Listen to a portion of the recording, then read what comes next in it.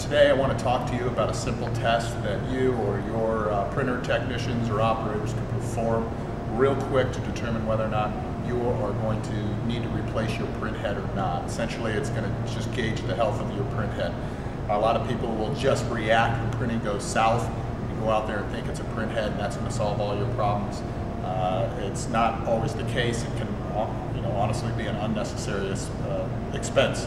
So really this test is going to boil it all down, tell you whether it is or isn't the print head.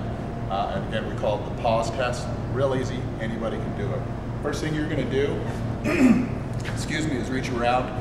Here we've got the Zebra ZM400. It's the same for all the printers, all the Zebra printers out there. So you're going to take the printer, which is in ready mode right now, reach around. I'm going to turn it off.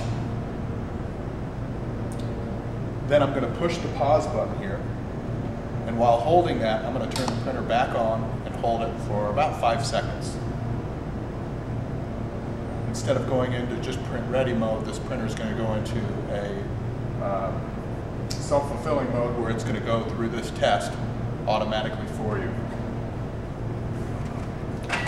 And what it's going to do is it's going to fire every pixel on that print head all at the same time.